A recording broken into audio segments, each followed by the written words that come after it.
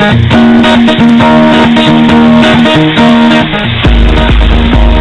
2014, you also performed with Il Divo. Yeah, you went around with them. We went everywhere. You went around the world. I went all over Asia, parts of Asia, the United States, Canada, Mexico, Eastern Europe, Western Europe. It was awesome. What was it like? Great. This little boy band, no, pop opera. I know they're not exact. Well, pop opera band. It is a boy. Like a boy. They're like boys. I mean, boys never really turn into a man. They're always boys, and even if they sing opera. yeah, and I think with me, the dynamic, although we would be singing musical theater, and some of it would be romantic, and some of it would be more passionate and emotional. Backstage, it's like, okay, they're boys. Like I got 4 brothers all of a sudden. That's what happened. And so my interaction with each of these men, plus the members of their staff and music department and the tech, it's a crew that travels. It's a huge group that travels with them. It becomes like a big family. Yeah, definitely. It was really lovely. The whole experience was something that I will always treasure. And new deep friendships, huh? Yeah. Yeah. Now, you have been all over the world, done so many great projects. Which for you stand out particularly? Any favorite moments, favorite memories? Top 3? I don't know. I mean, receiving the awards, I'll lump them all together because those are the times when people from home got to see like what happens. Like, here is what happened. You sent me off to London, and now we've got, here are the trophies. Here's the Lawrence Olivier. Here's my Tony Award, and those are all dedicated to people. Yeah, and of course, pride for the Philippines. I mean, really, you put the Philippines on the map again. That's overstating it. And people see all the glitz and glamour, but they sometimes fail to see the hard work behind it. Yeah. I remember reading a story about you doing Allegiance in San Diego. I think that was 8 shows a week. You were so exhausted that after a performance, you would just lie on the floor. I dropped to the floor.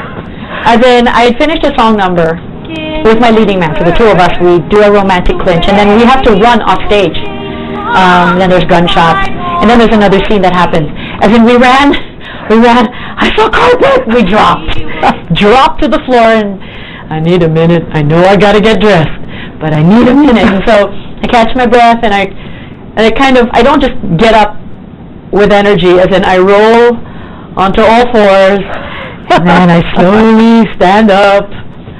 It's like when you're a child and your mom saying, take a shower. Like, no. And so that's how it feels. And I'm like, okay, I can go to my dressing room now. As a little girl, I mean, you're a child star. Looking at that, imagine the exhaustion you never would have imagined, right? But as Annie and all of these, what was it? What drew you to the theater? You were just a natural, weren't you? I guess it was just something that I just enjoyed it from the word go. I didn't have any stage fright. I liked being in the costumes and in front of an audience and having makeup put on my face and singing and being with other kids my age that enjoyed the same thing. I think there was that attraction. So I was really fortunate that the very first show I got to do was The King and I, where I was with other children. So it didn't feel like, oh my God, I'm the only kid in this show. I didn't feel so isolated and in a world with only adults. I mean, there were kids making noise before rehearsal would begin. People were just playing tag,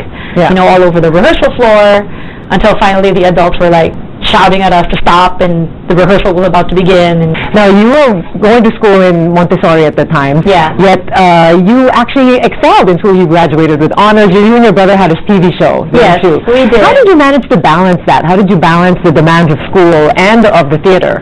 At the time, traffic was not as bad. Yeah. Which made getting to work totally doable. I'd get to do my homework at rehearsal.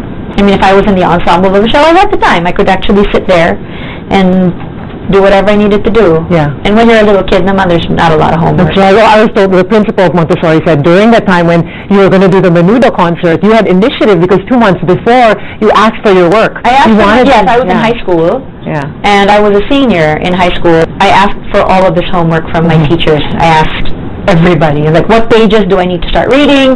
What do I need to start working on while I'm away? Just so that I could be in my hotel room, and then there would be a lot of time anyway, a lot of downtime for me to do all of this. Yeah. And then even working with your brother very early on. Yeah. Do you remember that experience? I mean, and until now, he does a lot of your composition. Yes. What is it like then until now, working with Gerard? The first time he actually accompanied me, he was about 7 years old. I was doing a show in Chicago, and he was supposed to just come up and sing one song, and then go down. Before the performance, one of our producers, one of the people who organized the show said, we have a problem. When the microphones are working, the tape machine is dead. How are you going to do your show? I said, Gerard can play. He can play the piano for me.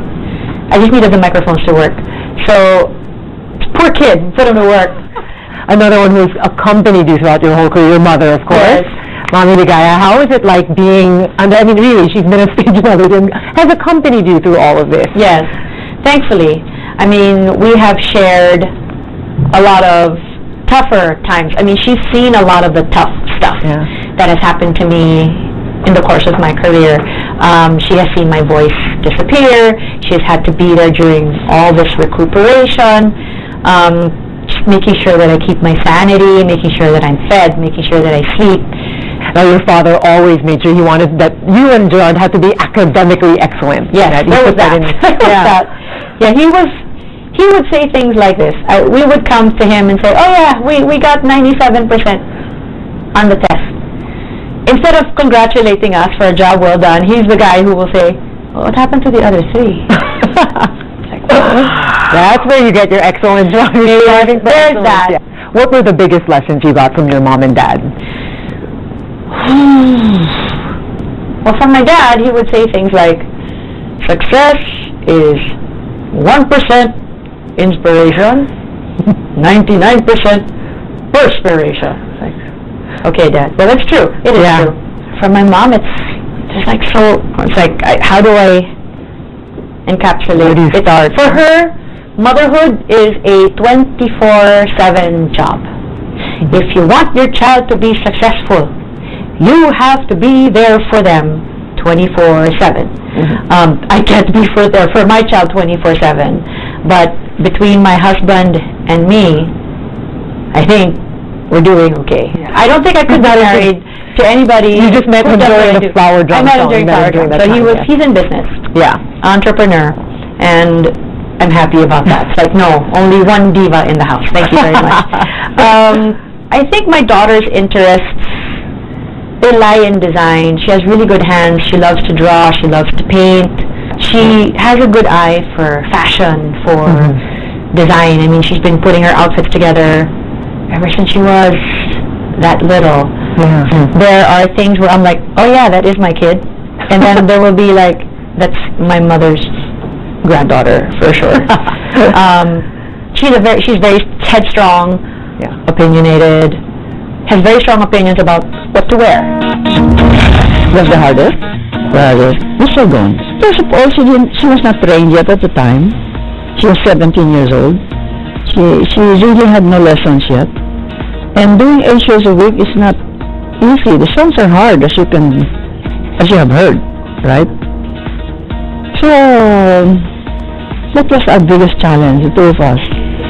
And then she to eat what she eats correctly, because she cannot gain weight there, you know that. It's a skimpy costume. And the part where she has to wear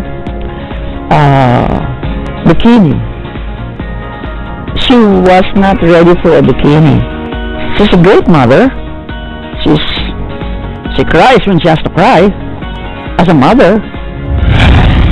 I think what makes anybody world class is always striving and achieving a very, very high level of whatever it is that you do.